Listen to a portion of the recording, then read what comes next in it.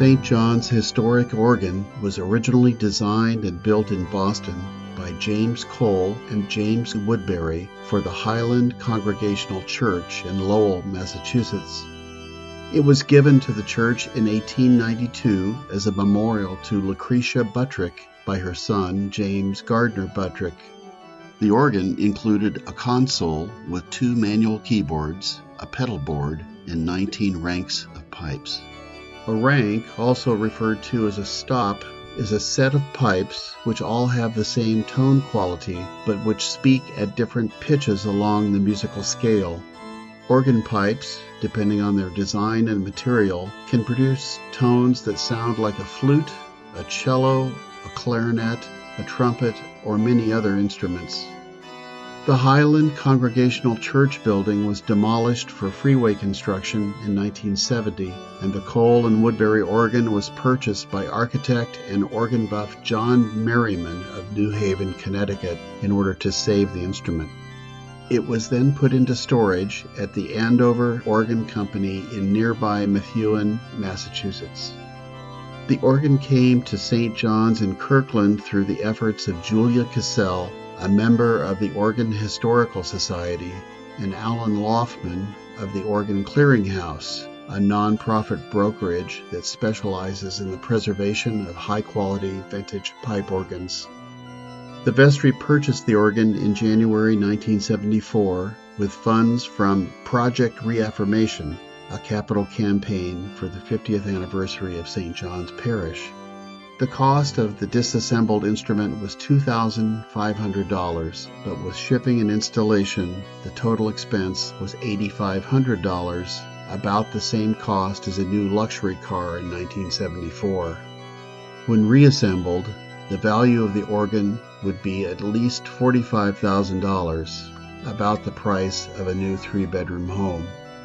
On Maundy Thursday, 1974, a giant musical jigsaw puzzle arrived at St. John's by truck. The delivery consisted of about 10,000 pounds of pipes, chests, and boxes. Thousands of pipes and individual parts were unloaded and stored in the undercroft. Glenn White, of Olympic Organ Builders, was hired to advise and oversee the reassembly. Jim Neal, chairman of the organ committee, coordinated the installation along with a crew of over 30 volunteers from the parish. 5 months later, the huge task of cleaning, reassembling, adjusting, and tuning was completed, and the Cole and Woodberry organ was finally ready to begin its second life at St. John's.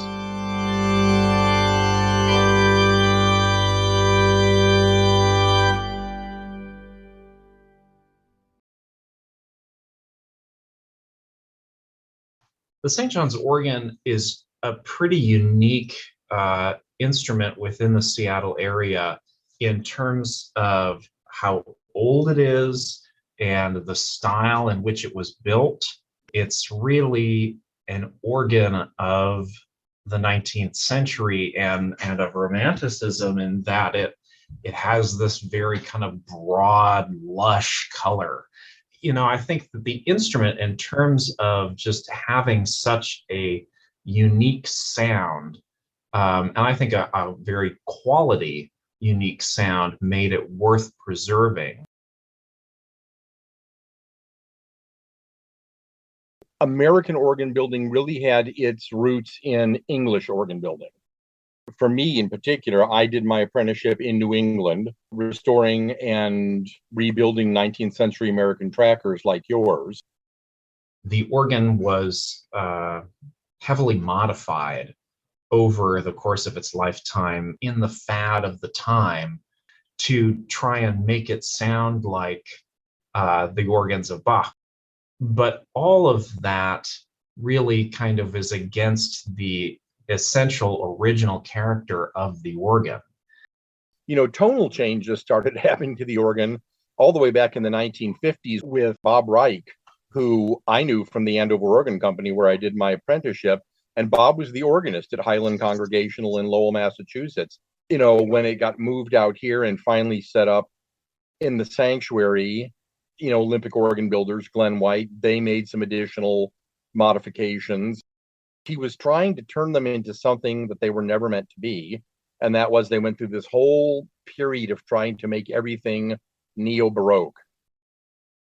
Really, they preserved some of the softer sounds of the organ and some of the louder sounds of the organ.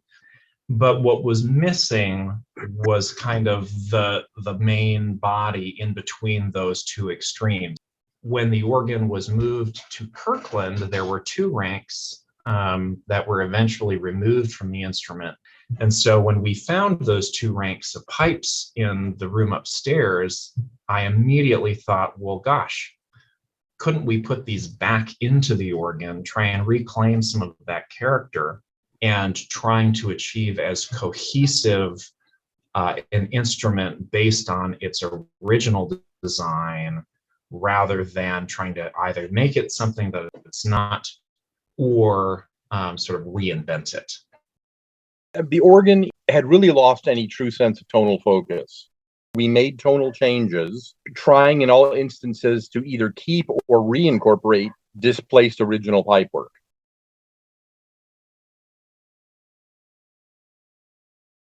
An accumulation of dirt can certainly cause things like sliders to bind.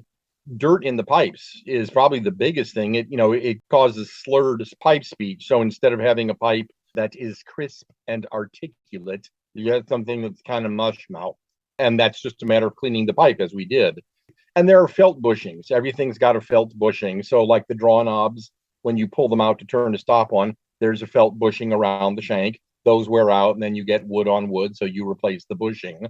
The pallets inside the chest that cover over the wind channels, that's perishable material. In time, the leather decays, and you need to put new leather on the pallet. The bulk of the difficulties were with the pipes themselves. It was the amount of damage to the pipework. It was mostly the toes of the pipes. The pipes are tin and lead, they're soft. It was just mind-numbing almost when we, got the pipes all washed and got them laid out on the tables, and we just looked and went, oh my gosh. I've never seen an old organ with that much toe damage. And we had toes where the solder seam had split open, and they had sort of folded one part around another one and then wrapped it in friction tape. So there was just a lot of toe and the tapered foot damage to be mitigated. There were expected pipe repairs like the leather covered stoppers, because the leather is perishable, and most of it was actually original. So it really pretty desperately needed replacement in order to get what they would have heard originally, back then. The swell reed, the corno di capella, the reed tongues, which are brass, some of them, because of the sound we were getting, might have had hairline fractures in the metallic structure of the reeds. And since we were going for a restorative approach as much as possible, it just seemed smarter to have replica reed tongues made and to replace them and save the originals for posterity.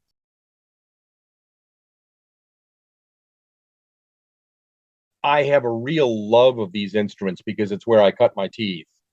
Every project we do, regardless of who it's for, we have a policy of doing some little extra unexpected thing, whether it's adding a set of pipes that wasn't expected or restoring something that wasn't part of it.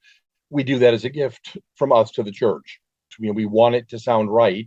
They're taking the time to support their music program and to support this historic instrument. We want to do what we can to contribute to that, longevity of the instrument and the sound we're going to get and the reliability.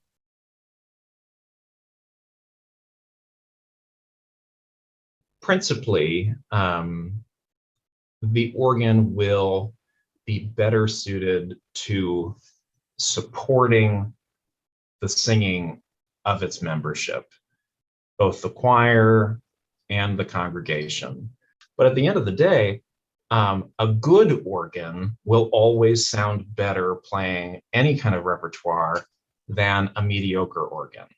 And I think that St. John's has a good organ that had been tampered with and sort of made less than it was designed to be. And I hope that we have brought it back to its former stature.